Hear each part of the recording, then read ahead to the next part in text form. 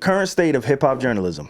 Yeah. Right? As somebody who's been doing hip hop journalism in a real way. And a part of one of the biggest magazines ever. For sure. At the Source. Yeah. Today, we have all of these power rankings and these annual list of, Complex, they do a really great job of highlighting the people who they believe is to be, the culture, the voices of the space during that time. I wanted to talk to you because Elliott Wilson, he's very vocal about hip hop journalism. He's very vocal about, what it is, what it isn't. I think, streaming kind of really skewed the landscape to where a lot of the streamers get these big artists. We see Kai Cenat, and I was even kind of wary of it because I'm not really tapped into those guys, right? Okay. Shout out to Pierre. Pierre, somewhere, wherever you are. Those are his guys. Alex is tapped in with the streamers. For me, I'm like, yo, if I see you sit down with Kai Cenat, like, shout out to Kai, but he's not a journalist. He's not a hip hop. That's just my opinion. I don't believe it. I don't give a fuck. He's a personality. He's an entertainer. Yeah. He's great. Yeah. But there was some confusion at a certain point. And again, Elliott Wilson, he's been somebody who's been super vocal about it. And you being in that same class, I want to give you that same respect. Absolutely. As a hip hop journalist, like, how do you feel about the current state of hip hop journalism and even the Complex power rankings list? And if you need any type of names on that list, I got it up here for you. Because you sort of had to rank people with the mics as well, right? Yeah, always. I mean, well, that's a kind of ranking, but we weren't ranking them in general. We were rating this project from this person. Right. This guy could be a complete unknown, but if the album is 4 mics, if the album is 4.5 mics, if the album is 5 mics, the album is 5 mics. If when I started having issues at the Sources, it was around the time when someone wanted to tell me that because nobody knew who this guy was, he couldn't get these mics. Okay, well, we have a problem. We have a big problem. We have that means nothing. I need you to go sit down somewhere. Like, I need you to stay out of grown folks' business and go get researched. Yeah, like I'm not listening to you at all. And we're talking about like upper management. People get the game fucked up. With that said, who's making this list? What criteria? What's their qualifications? Who? in the most genuine way possible, with all love, who you? Word. That's my turn to say it. Well, who you? Yeah, who you? And what did you decide this on? Because they give you the list, but they never give you the criteria. They never tell you what they're judging on. Ever. Are we talking about sales? Are we talking about skills? Are we talking about showmanship? Are we talking about their ability to dress? Are we talking about the size of their marketing budget? What the greatest or the best? Two totally separate lists. The greatest has to do with accolades. The best has to do with talent. Yeah. What are we talking? Tom Brady is the greatest quarterback because of how many rings he has. Is he the best quarterback of all time, or could Aaron Rodgers like really fuck him up? I can't let you do that on the pod. Nah, I'm a Brady guy. I'm asking a question. Brady's my guy. That's a good question. He's the greatest. That was a great question, Mac. Nah, he the greatest. Good question, Mac. Ask it again. Ask it again, Mac. I love that question. Shout out to Eli Manning. But anyway,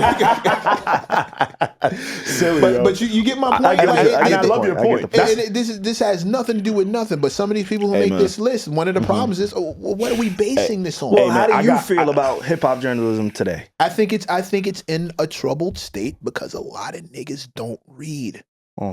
That's number one. We're in a bad place because people don't read anything that doesn't show up on IG or show up in a clip or show up under 140 characters or show up in a vlog. Yeah. People are not reading and digesting. People are reading to react. They're not reading to like understand and get a feeling behind it. So the audience is different. The journalist can only do what the journalist can do. You're telling the story, okay, cool, but bro, they got AI trying to do these stories now because they don't give a fuck about the audience. Yeah. It's cheaper to just let AI write the piece and call it a day. And you motherfuckers aren't going to read it. So now what happens? Now, don't get me wrong.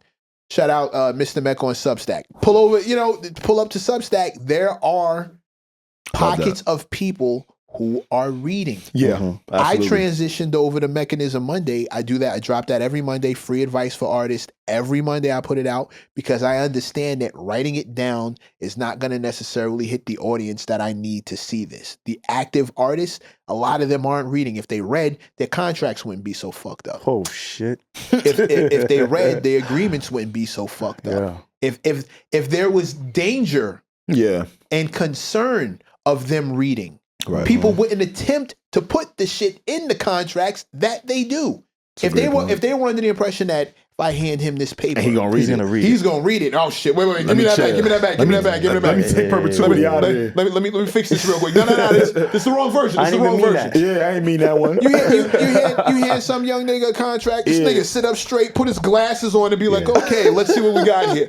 No, I love this because where information comes from is very important for me. It's a reason why I don't give a fuck about what Pitchfork graded an album. I could care less about what Anthony Fontano has graded an album because I gotta respect your hip hop background. Yo, I'm being frank. You always got him. beef with that nigga. Salute to him or whatever he do. No, you don't want to salute him. That is not a salute to him. Every time you come on the pod, you always talking about Anthony Fontano. I said Pitchfork. You hear the Pitchfork one, did you? He was top 10 in the power rankings. That's the thing. I don't care. Like those lists don't move me. Okay. Because if you got him in that top 10, we come from different walks. You might be telling on yourself. Is what he's saying. Thank you. You might be telling on yourself. Thank you. I don't care if it's 50 of y'all. Y'all all telling on yourself. The person who talks bad about me, he might be telling on himself. The person who thinks that this guy is great, he might be telling on yourself. For those of us who know, of us, I have this phrase. I have this phrase called the initiated. I also have this phrase called a qualified opinion. Love that. Two different things. Love that. And father figure. I can't forget that one. That's a T-shirt. But I love those. When I was on My Expert Opinion for one of the first episodes, it was me. I was a guest. I wasn't even a co-host, but it was me and Arsonist going back and forth. Shout out to Arsonist. Shout out to Ars. Amazing dude. Yep. Stands 10 toes. One of the more talented, underrated producers in hip hop. I just want to put that out there before I go any further. Me and Ars argue all the time because he's a curmudgeon. He's just a cantankerous dude. Like he's just a cantankerous. But he knows his shit, which is why we debate so much. You respect it. I have so you want to keep going back and forth. I have the utmost respect for Arsonist. I ran to him to go get a beat. I have an Arsonist beat because I respect his work, and I debate and talk to him and get him on the phone and shoot text messages to him because I respect his mind. Right. So he and I talk all the time whenever we feel like it. Not at all the time. Niggas is busy. But we chop it up. When I first sat on My Expert Opinion with him and we were talking back and forth, I told him I have a qualified opinion. I don't have a fan's opinion. And then no disrespect to a fan. Great to be a fan. No disrespect to any of that other shit. My opinion is qualified. My opinion comes with over 10,000 hours, over 10 years, almost 20 of what I've been doing for a living, not off to the sideline, not throwing shots from the stands, not throwing shots from the sixth man on the bench. No. With all due respect, you have no idea what it is to be number one. You talk from I'm not one of those. I'm not an anonymous Twitter voice. When I say something, niggas go, he said it. Mecc said it. And I gotta stand next to the thing I said. And if it wasn't right, I gotta apologize. And if it is right, I gotta stand on it. Yeah. I don't get the luxury of being anonymous. When I say something, I have a qualified opinion. It's not the same as a casual opinion. And I think the problem is we're all on the same social media. We're all in the same classroom. We're all on the same bus. Yes.